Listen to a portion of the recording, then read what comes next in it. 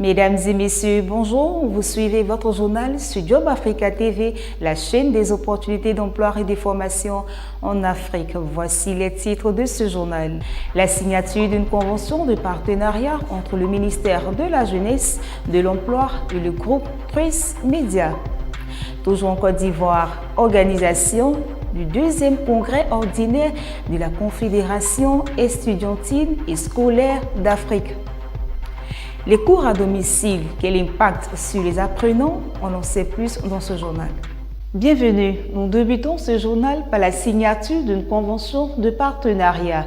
Production de formations académiques en faveur des jeunes via la plateforme e-learning Truist Academia.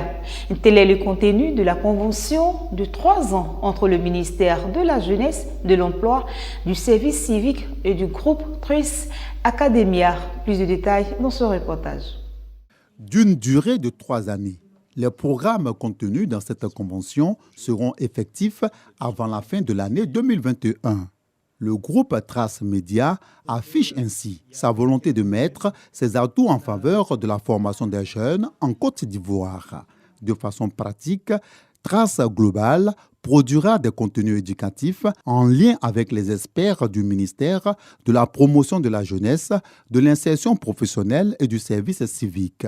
Les formations adaptées au contexte ivoirien seront diffusées et exploitées via la plateforme e-learning Truist Academia. C'est une application qui est déjà disponible aujourd'hui sur Google Play et sur l'App Store. Et là, l'idée, c'est qu'on va faire des cours en français. Aujourd'hui, plus de 80% des jeunes Africains ne font pas d'études supérieures, pour diverses raisons. Et ces jeunes sont souvent dans le secteur informel. Et si on souhaite qu'ils trouvent un travail formel, qui crée des emplois, il faut leur amener des formations d'une manière gratuite, mais en même temps très ludique, pour que globalement une formation en ligne soit aussi intéressante que quand on regarde une série ou un clip vidéo. Poursuivons ce journal avec ce sommet international. Quelle réponse de la jeunesse africaine face aux défis du continent? Voici la problématique autour de laquelle réfléchissent plusieurs leaders des fédérations estudiantines venus de plusieurs pays africains. Ils sont à Abidjan depuis vendredi dernier dans le cadre du deuxième congrès ordinaire de la Confédération estudiantine et scolaire d'Afrique. Suivez cet élément. Ces étudiants, venus de plusieurs pays du continent, matérialisent l'unité et l'intégration des pays africains. Ils sont leaders des syndicats et mouvements estudiantins et scolaires, tous membres du CESA, la Confédération estudiantine et scolaire d'Afrique. Et ils sont à Abidjan pour réfléchir à l'avenir de l'Afrique lors de ce deuxième congrès ordinaire du CESA qui se tient à l'amphi A de l'université Félix Houphouët-Boigny. Thème des assises, quelle réponse de la jeunesse scolaire et universitaire face aux défis du continent africain? Qu'il y ait un renouveau au niveau de la pensée de la jeunesse africaine pour qu'elle se responsabilise face aux différents défis. Et face à ces défis qui fait face aujourd'hui la CESA, le Niger ne peut pas se mettre de côté.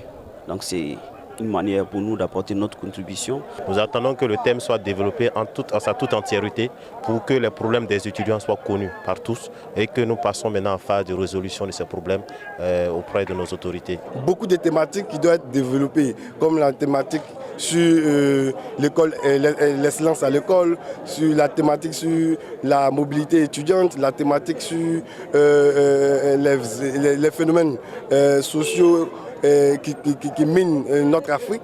Et donc il y a tous ces thèmes-là qui doivent pouvoir vraiment trouver solution à partir de la jeunesse estudiantine et scolaire d'Afrique. L'immigration clandestine, c'est l'Afrique.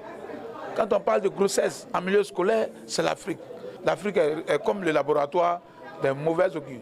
Et nous, aujourd'hui, l'engagement que nous voulons prendre avec l'ensemble des élèves et étudiants d'Afrique, c'est de bien se donner le coude. À ces défis identifiés par les étudiants, Eugène Doué, représentant du ministre ivoirien de la Réconciliation nationale, a tenu à ajouter celui de la réconciliation dans tous les pays africains. Il y a le défi de l'éducation de qualité qui nous intéresse.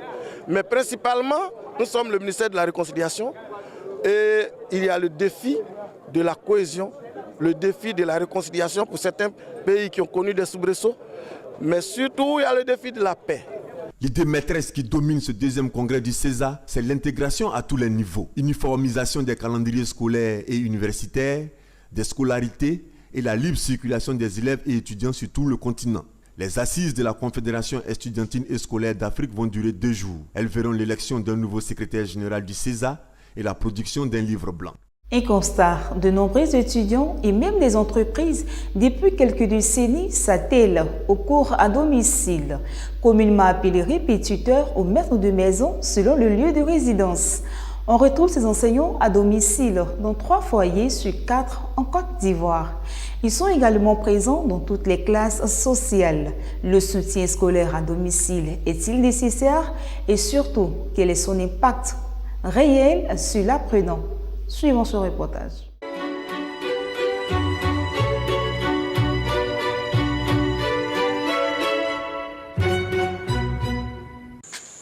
Certains soirs, à la même heure, Franck a rendez-vous chez la famille Seri dans une cité résidentielle à Angré 7e tranche, commune de Cocody. Ce jeune homme de 27 ans est étudiant en master de droit public à l'université Félix Houphouët-Boigny d'Abidjan.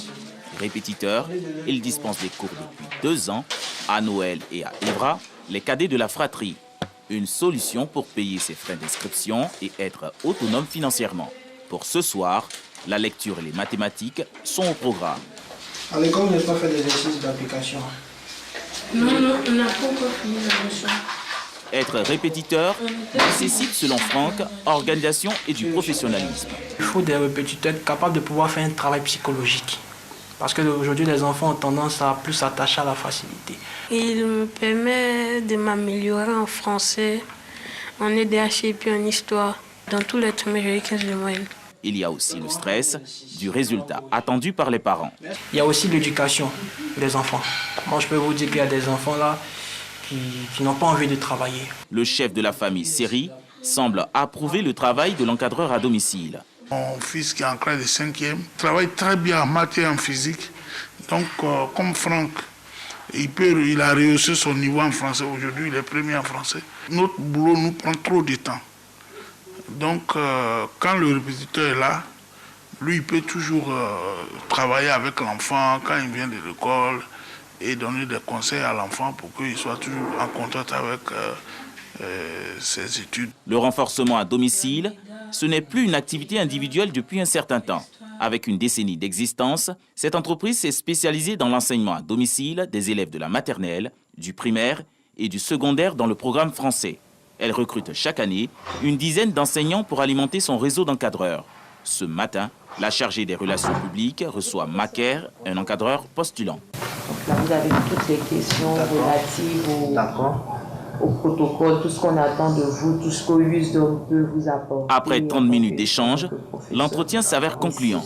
Macaire ira gonfler l'effectif des enseignants de ce cabinet. Le point de nos échanges concernait mon niveau, mon expérience à la matière. Nous prodiguons comme conseil à nos professeurs de rester eux-mêmes, de faire montre de bonnes valeurs sociales, éducatives, de rester pédagogue et aussi de s'intéresser véritablement au bien-être des étudiants et aussi des parents. Félix dirige depuis 5 ans une agence de formation spécialisée dans le soutien scolaire à domicile. À l'instar des autres structures légales qui opèrent dans ce secteur, une dizaine dans le district d'Abidjan, Félix promeut l'excellence mais préfère opter pour un suivi sur le terrain.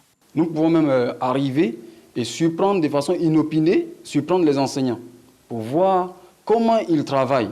Est-ce qu'ils transmettent réellement ce qu'ils ont appris avec nous aux enfants? Sur la question de la rémunération, un encadreur à domicile affilié à un cabinet de formation gagne entre 50 000 et 150 000 francs CFA pour les élèves du cycle primaire et 75 000 et 150 000 francs CFA pour celui du secondaire. Nous sommes tenus par des résultats. Alors il faudrait que les parents, à leur tour, fassent en tout cas l'effort pour payer correctement l'enseignant. Un parent d'élève sur 3 a recours aujourd'hui à un répétiteur en Côte d'Ivoire, selon les statistiques des entreprises spécialisées dans ce secteur. Jean-Noël, à l'exemple des autres enseignants de formation, n'est pas indifférent à cette méthode d'enseignement et son impact. Qu'ils soient enseignants de formation ou personnes qui viennent juste donner des cours, de ne pas anticiper le programme. Parce que anticiper les cours revient à donner l'occasion à l'élève d'être distrait en classe. Parce que lorsque l'enfant a déjà vu ce qu'il a comme cours à la maison, il est beaucoup plus enclin au bavardage. On conseille aux répétiteurs de ne pas aller vite en besogne. C'est de la révision qu'il doit faire avec l'enfant. Ce n'est pas eux qui doivent faire le cours. C'est lorsque l'enfant vient avec son cours à la maison qu'on lui explique ce qu'il a fait et qu'on travaille avec lui. Alors il est vraiment déconseillé pour un répétiteur d'anticiper sur les cours à venir de l'élève. La direction de la pédagogie et de la formation continue l'approuve que pour des cas spécifiques. En réalité, tous les élèves n'ont pas besoin de cours à domicile. La simple raison est que à qui on donne le cours, c'est de l'aide. L'aide veut dire que chez cet élève, on a détecté des problèmes, des insuffisances dans l'acquisition, et donc on lui apporte un soutien. Mais si l'élève est déjà brillant, il faut qu'on lui donne du soutien. Ce qu'on doit travailler à travers ces cours, c'est l'autonomie. Comment faire pour que l'enfant lui-même, une fois le répétiteur est parti, que l'enfant puisse continuer. Améliorer le rendement scolaire de l'élève nécessite un répétiteur compétent et une collaboration entre celui-ci et les parents d'élèves, selon le directeur de la pédagogie. Il faut des qualités de quelqu'un qui a une grande écoute. On doit être attentif, écouter l'enfant, le laisser parler, voir quels sont les problèmes et aller doucement. Nous souhaitons donc leur dire que leur enfant n'est pas aussi nul qu'il croit. Il suffit de mettre une relation entre le parent, la maison et l'école et de bien suivre ce travail pour que les enfants réussissent. Il n'y a aucun enfant qui est né pour être incapable de lire et d'écrire. Il n'y en a pas. En Côte d'Ivoire, la performance en lecture et en mathématiques s'est nettement améliorée pour les élèves du cycle primaire en début de scolarité et a régressé de 15 points pour ces apprenants en fin de scolarité. Conclusion des études faites sur la période 2019-2020 par le programme d'analyse des systèmes éducatifs des pays d'Afrique francophone. Au vu de ce rapport, la Côte d'Ivoire garde la moyenne et conserve son rang de meilleur investisseur dans le domaine de l'éducation. La prise en charge des élèves en difficulté d'apprentissage met finalement à contribution le ministère de tutelle, enseignants, directeurs d'établissements scolaires et parents d'élèves. Nous irons aujourd'hui dans la commune d'Atekoubé, précisément à Bobodoumé, où M. Crépin Ferronnier nous fait part de l'histoire de son métier. Bon, je me nomme Ananivi Kofi Crépin, il y a 19 ans ici, béninois. Bon, je fais travailler des ferronniers. Ferronnier, ça veut dire faire les portes, les cadres, les conteneurs, les petits magasins, elle les fait, les tubes. Oui, ça se passe bien pour moi. Ça me donne le courage de faire quoi. C'est ce qui est choisi dans mon cœur de faire. J'ai commencé en 2021. Bon, ça fait 4 mois maintenant. Ouais, pour ton avenir, c'est pour l'avenir qu'on fait ça. Pas pour faire que devenir vagabond. Demain, on dit ta mère est malade, tu es assis à la maison, tu ne fais rien. Elle est un diable pour la soigner. Tu n'as rien. Ok, si tu as le métier en main, tu peux venir au travail. Quand le soir, tu as moins quelque chose de 15 000, tu peux l'envoyer à l'hôpital pour qu'on prenne soin de elle. Mais tu n'as pas de métier, tu n'as rien. Bon, c'est pas de la vie quoi. Il faut que mes frères qui sont à la maison, il faut que vous vous déplacez, vous venez apprendre aussi. Le métier n'a pas d'âge. Mais si tu as quelqu'un à apprendre le métier. Même les Alégiens, ils ont 50 ans, mais ils sont à l'école. Parce que nous, pour nous, nos parents n'ont pas l'air de nous inscrire, à cause de ça, on a choisi le métier. Si tu vois que tes parents n'ont pas l'air de te mettre à l'école, tu choisis le métier, c'est ça. C'est comme à l'école aussi. Et maintenant, Ananivi Kofi Crépin, suivi Job Africa TV. Ici, ça vous Doumé fait mon travail. Merci à vous. Merci de votre fidélité. C'est la fin de ce journal. Excellent mois de septembre à tous.